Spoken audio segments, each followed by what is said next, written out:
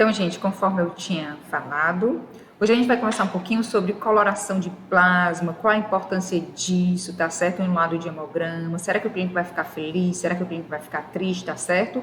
E em relação também, gente, à quantificação de proteína plasmática, que deve conter sim em um laudo de hemograma, tá bom? Então, sejam bem-vindos, vamos discutir aqui um pouquinho, tá certo? Espero que vocês gostem da aula e que curtam também, tá certo? Então, vamos nós.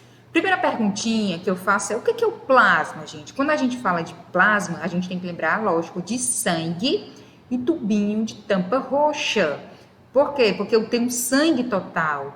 E no momento, gente, que eu centrifugo, né? O que a gente pode visualizar? Aqui o plasma, aqui uma camada leucocitária com plaquetas e aqui uma camada de hemácias, tá certo? Quando eu falo de plasma, é a parte líquida do sangue, né? Tá certo, gente? Que aqui a gente vai encontrar vitaminas, tá certo? Proteínas, que a gente vai discutir daqui a pouco, hormônios. Então, plasma, gente, é a parte líquida do sangue, que é muito rica, tá certo? Em alguns componentes. Então, quando eu falo de plasma, eu estou falando em uma condição em que eu vou ter um anticoagulante, ou seja, tubinho de tampa roxa, tá certo, gente? Ao contrário do soro, o soro, na verdade, eu também vou ter, né, uma regiãozinha líquida, que é o soro, tá certo? E embaixo eu vou ter o coágulo. Então, o que é o soro? O soro é o plasma menos o fibrinogênio. Por quê, gente? Porque o fibrinogênio fica aqui embaixo, ó, no coágulo, tá? Ok? Mas na nossa condição, a gente vai discutir um pouquinho sobre o plasma. Então, o que é o plasma e o que é o soro? O plasma é a parte líquida do sangue, né, que contém muitos fatores, né, muitos componentes, conforme eu disse anteriormente, principalmente também fibrinogênio, albumina, tá certo? Hormônios, tá? E o soro não, o soro é o plasma menos o fibrinogênio, porque o fibrinogênio tá aqui, tá certo? Aqui embaixo, né, com o coágulo, junto com hemácias, leucócitos e assim por diante, tá? Então, primeira coisa que a gente precisa saber a diferença entre ambos, tá? Então, será que a coloração do plasma, gente, ela é igual para todas as espécies na medicina veterinária? Não, tá bom, gente? O que vocês conseguem visualizar, inclusive, essa imagem eu tirei de Lopes e colaboradores em 2007. Já falei anteriormente nas minhas aulinhas que é muito bacana, gente, essa apostilinha, tá certo? Essa apostila escrita aqui pela Universidade Federal do Rio Grande do Sul, tá? Então, gente, ó, cão, gato, homem, é normal para a espécie, coloração transparente, que eu vou mostrar mais tarde para vocês, tá? E é normal, é fisiológico para os herbívoros, um plasma mais amarelado. Isso significa que, se eu estiver no dia a dia, né, manuseando, executando um hemograma de um equino, a coloração do plasma vai ser normal, né, amarelinha. Então, eu coloco lá, coloração normal. Entretanto, por exemplo, se for de um cão e tiver, né, uma coloração mais amarelada, eu vou ter que colocar plasma levemente ictérico ou ictérico, tá certo? Então, quero deixar bem claro para vocês que dependendo da espécie, a coloração varia entre elas, tá certo? Por que, professora, que a coloração dos herbívoros, né, é amarela, é ictérica, teoricamente? Por causa da alimentação, gente. E a alimentação deles tem caroteno, por isso que fica essa coloração mais amarelada.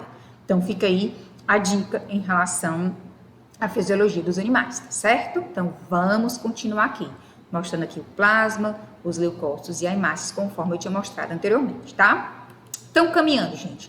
Quais serão no dia a dia os tipos de coloração que a gente pode visualizar e que a gente tem que colocar obrigatoriamente no laudo de hemograma, tá? Nós temos levemente hemolizado, um plasma levemente hemolizado. O que será que isso significa, tá certo, gente? Nós temos um plasma hemolizado, levemente ictérico, levemente lipêmico e lipêmico, tá? Vamos discutir cada uma dessas condições, ok? Então, dando aqui continuidade. Então, será que o clínico vai ficar triste? Será que o clínico vai ficar feliz? Vamos olhar aqui, tá? Depende, certeza, de cada situação, tá? E vamos aqui. Quando o plasma está levemente hemolizado, gente, pode ser sim uma influência pré-analítica.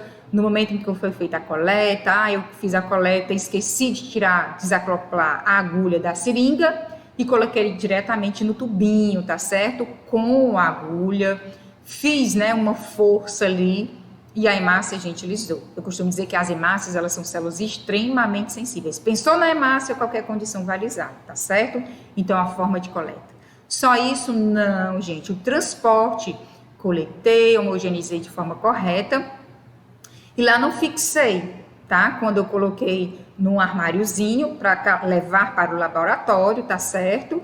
E aí essa hemácia, esse sangue, né, ele ficou literalmente, gente, né, naquele movimento. Pode ser, né, consequentemente, influência pré-analítica e eu vou ter levemente, um plasma levemente hemolizado, tá? No momento em que eu fiz a coleta, poxa vida, né, deixei a temperatura ambiente ou a temperatura mais quente, levemente hemolizada. Essas condições, gente, são influências pré-analíticas. Mas, professora Karine, é só isso que acontece, influência pré-analítica? Não, gente.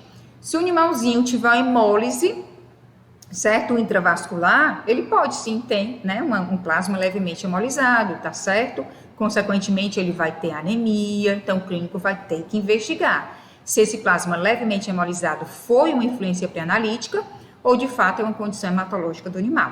Ok, gente? Tranquilo?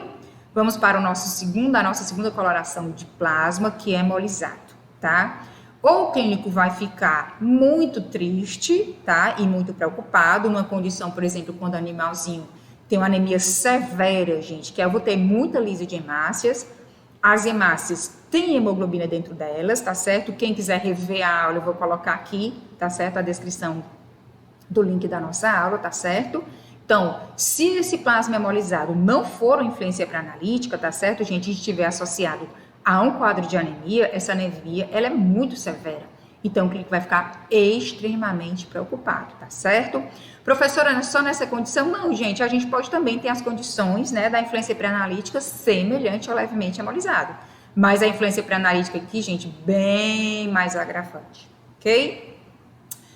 Próximo. Plasma levemente quitérico. Lembrando que levemente quitérico para o quê? Cães, gatos, tá certo, gente? Nessa condição, a icterícia, né, quer dizer que é uma coloração amarelada, a gente tem 3 tipos de icterícia. A icterícia pré-hepática, a icterícia hepática e a icterícia pós-hepática. Na icterícia pré-hepática, gente, o animalzinho tem um quadro de anemia, o hematócrito dele vai reduzir, tá certo? Então, cabe o clínico investigar. Se tem um plasma levemente quitérico e o hematócrito do animal está alterado, está reduzido, opa, pode ser que seja uma icterícia pré-hepática, tá? Outra condição, nós temos a icterícia hepática, então esse animalzinho pode ter um plasma levemente equitérico, mas o eritrograma está dentro da normalidade, hematócrito, ó, bacana, tá certo? Então o clínico vai ter que investigar porque pode ser algo hepático. E aí ele pode solicitar, tá certo? Algumas enzimas, como quantificação de ALT, quantificação de AST e assim por diante. E nossa terceira condição de plasma levemente quitérico é na icterícia pós-hepática, ou seja, pós-fígado. O que teoricamente nas espécies vem depois do fígado, gente, a vesícula biliar, para aqueles que têm vesícula biliar. Então, pacientezinhos que têm cálculo na vesícula biliar, colelitíase, lama biliar, pode ter sim plasma levemente quitérico, tá certo? Então, plasma levemente quitérico nessas 3 condições: icterícia pré-hepática, icterícia hepática e icterícia pós-hepática. Nossa quarta alteração, gente, é o plasma literalmente quitérico, tá? Então, o clínico vai ficar extremamente preocupado, porque se ele é quitérico, de novo nessas 3 condições. Então, gente, uma anemia severa pode causar sim icterícia, por exemplo, um quadro de babesiose no animal, tá certo? Problemas hepáticos, né, gente, também leva a quadros ictéricos. E assim como também problemas na vesícula biliar, nos canalículos biliares, também leva, né, a um plasma ictérico. A diferença, gente, é a graduação, né? Levemente ictérico é um pouco mais tranquilo, ictérico já é bem mais preocupante. Nossa quinta coloração de plasma, levemente lipêmico. Vamos lá de novo. Levemente lipêmico, gente, é como se fosse gordura mesmo. Então, aquilo ali vai ficar meio que opaco, tá certo, gente? Um pouco, né, alterado aí. Vou mostrar depois para vocês. Essa levemente, né, lipemia pode ser sim influência pré-analítica, pode ser ausência de jejum nesse animalzinho, tá certo? Mas pode ser algo mais sério. Esse animalzinho tem um quadro, né, de anorexia, tá certo? E, consequentemente, ele está começando a fazer a gliconeogênese. Professora Karine, mas o que é gliconeogênese? Não sei se vocês lembram, gente, mas a gliconeogênese é: acabou glicose, acabou fonte de glicose em forma de glicogênio, o que é que o organismo vai fazer? Pega triglicerídeos. Onde é que estão esses triglicerídeos? Tecido adiposo. Então, o tecido adiposo vai se comover com a condição, vai lançar na corrente sanguínea triglicerídeos, e esses triglicerídeos vão para o fígado, né? Para gerar energia, acetil, coenzima A e, consequentemente, ciclo de Krebs, aquilo ali tudo da bioquímica, tá? Então, levemente lipêmico significa que ele tem triglicerídeos ali em maior quantidade ou colesterol em maior quantidade. Como é que o clínico vai fazer, gente? Investiga, solicita triglicerídeos desse animal, solicita colesterol desse animal. É só nessa condição, nessas duas condições que eu falei para vocês? Não, gente, tá certo? Se o animalzinho tiver uma endocrinopatia, ele pode ter plasma levemente lipêmico, por exemplo, síndrome de Cushing, né? Que é o hiperadrenocorticismo. Então, de novo, gente, o clínico tem que investigar. O clínico tem que ser Sherlock Holmes ou Enola Holmes, tá? E na nossa última condição, um plasma lipêmico. Então, já é mais severo que o quadro, né, levemente lipêmico.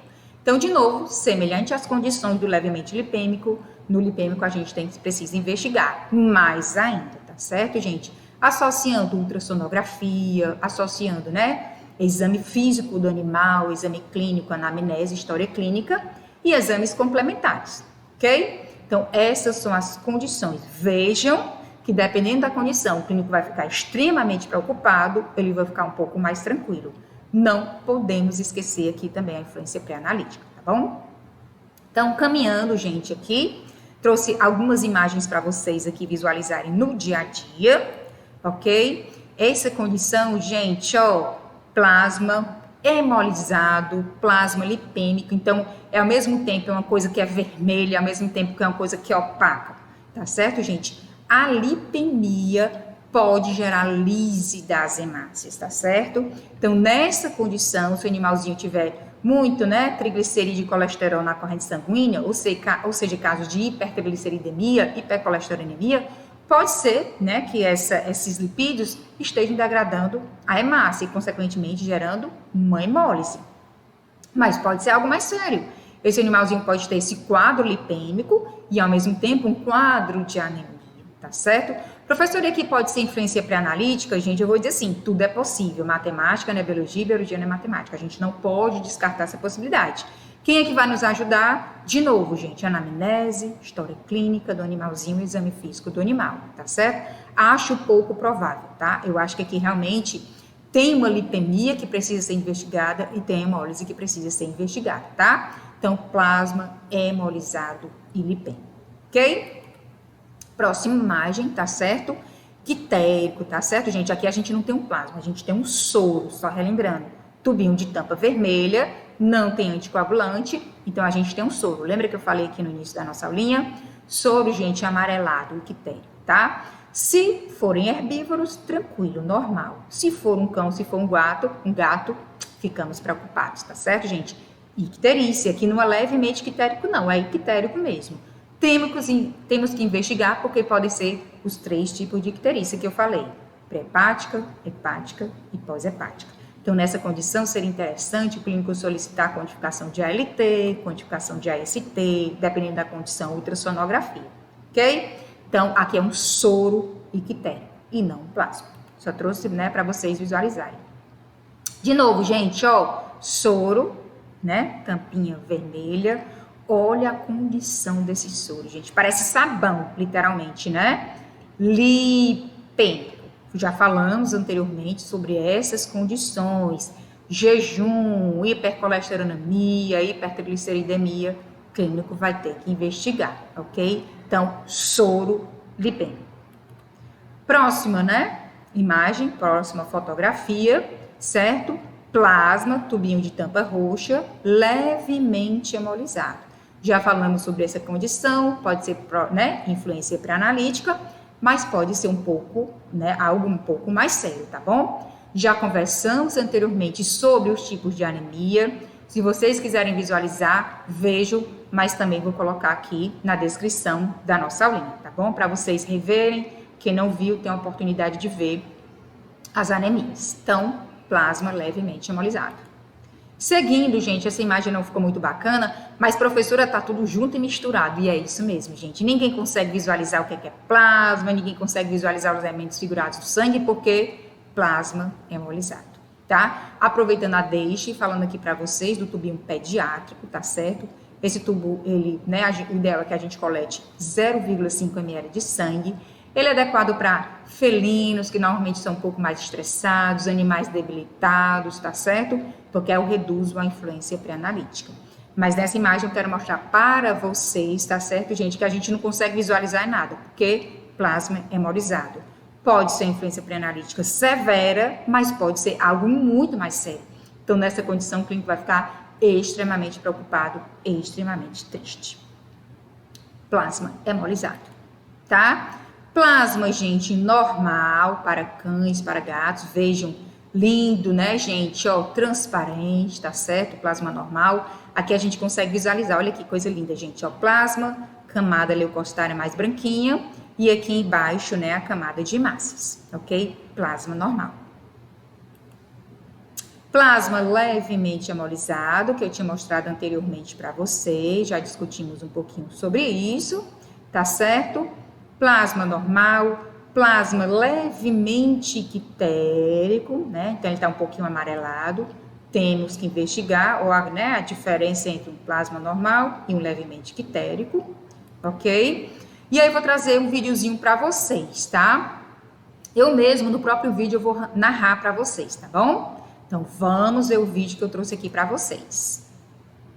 Essa amostra a gente consegue visualizar que ela é lipêmica, provavelmente ou porque não fez o jejum necessário, né, para a quantificação, por exemplo, triglicerídeos, colesterol, ureia e creatinina. O ideal é que faça um jejum, sim, nesse animal de 8 horas.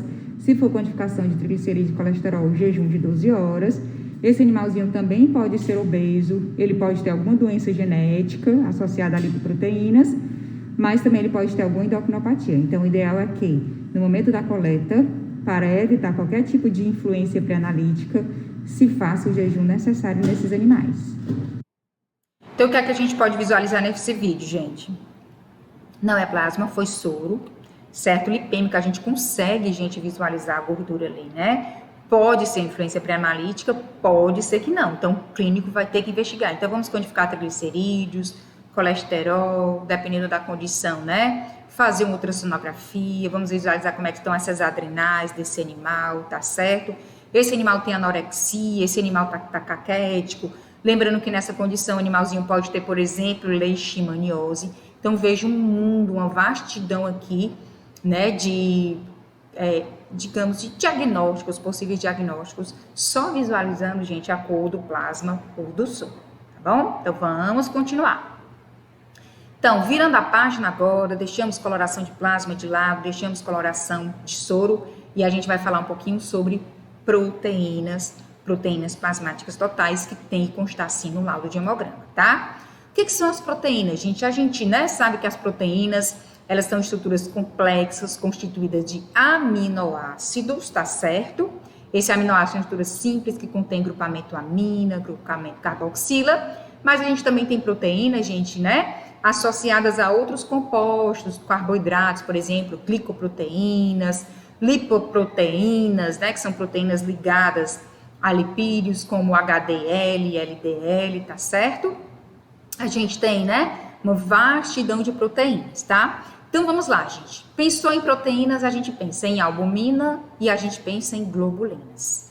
Quem é, gente, a albumina? A albumina, gente, eu digo que é o transporte escolar, porque ela vai transportar tudo que não é solúvel no plasma, por exemplo, colesterol, tá certo? Mas a albumina também, gente, é responsável pela pressão coloidosmótica dos vasos. Então, se o animalzinho tem uma redução de albumina, a redução, né, da pressão coloidosmótica, consequentemente sai líquido do vaso. E esse animalzinho vai ter edema de membros, tá? Ele pode ter líquido na cavidade abdominal, tá certo, gente? Ele pode ter uma nasarca, que é um edema generalizado, tá? Quem produz, gente, a albumina? Fígado, principalmente. A gente pode obter da alimentação. Sim, não é à toa que às vezes quando o animalzinho tem uma hipoalbuminemia, ou seja, hipo baixa, emia sangue, redução da albumina no sangue periférico, a gente tem que dar o que para ele? Albumina, tá certo? Então é importante, gente, a albumina. Maior proteína, tá certo? No sangue periférico dos animaizinhos. De novo, gente, é um manual de patologia clínica veterinária, eu gosto muito dessa apostilinha, tá certo? Então vamos lá. Albumina e globulina. A albumina, condições que a gente pode ver, né? Uma redução da albumina. Problemas hepáticos, porque o fígado aqui produz. Dano renal, porque o animalzinho vai eliminar a proteína na urina. Intestino, gente, se ele tiver um síndrome da má absorção, síndrome da má digestão, cadê a albumina? Tá certo? Para ser absorvida aí. Subnutrição, tá certo? Perda sanguínea. Então, essas são algumas das condições de hipoalbuminemia. E professora, hiperalbuminemia? Desidratação, ok? Vamos agora para as globulinas. Nós temos 3 tipos de albumina. Globulinas, alfa, beta e gama, tá? Dia a dia a gente não faz eletroforese. A gente só quantifica assim.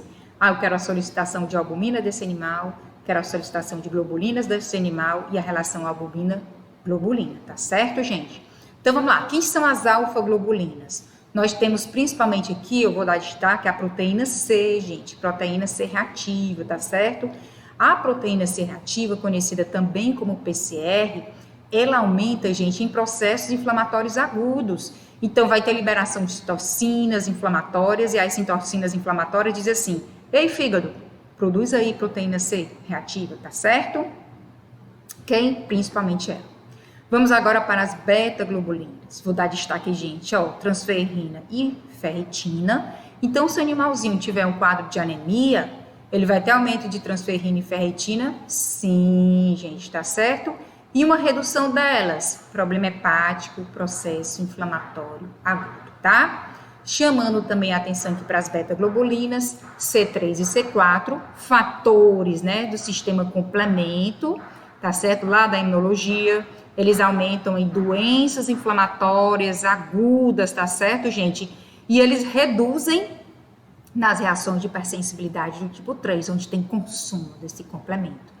Ainda dentro das beta-globulinas, nós temos o fibrinogênio, que é o precursor da fibrina. Quem é que produz fibrinogênio, gente? Fígado, tá? E redução desse fibrinogênio, a gente vai pensar alguma coisa hepática nesse animalzinho, mais aumento, doença inflamatória aguda, certo? E nossa última, né, tipo de globulinas são as gama-globulinas, que são os famosos anticorpos, né, gente? IgG, IgM, tá certo? Intimamente relacionados com a resposta imune humoral. E se a gente tiver, né, proteínas, no caso as globulinas em grandes quantidades, hipergama-globulinemias, significa resposta imune, ativação imune, tá certo? E hepatopatias. E o contrário, redução de anticorpos, deficiência de anticorpos, imunodeficiência, tá certo? E o clínico vai ficar extremamente preocupado. Então, aqui só mostrando para vocês, as proteínas nós temos a albumina e nós temos as globulinas, alfa, beta e gama. Então, dia a dia, gente, quando tá lá a proteína plasmática total do animalzinho alterada no hemograma, a gente vai pensar em albumina e globulina. Mas, dentro das globulinas, a gente não tem só anticorpos, a gente tem as beta e as alfa, tá? E aí o clínico, de novo, tem que investigar. Ok, gente? Então, já agradeço a atenção, espero que vocês tenham gostado da aula, tá certo? Curtam, divulguem, tá certo, gente?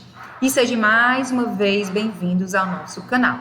Espero que vocês tenham gostado. Hoje abordamos, né, a importância da coloração do plasma em um hemograma e a importância também da quantificação proteica. Então, vejam, gente, que é um mundo de diagnósticos, tá certo? Obrigada e sejam bem-vindos novamente ao nosso canal, professora Karine Leite.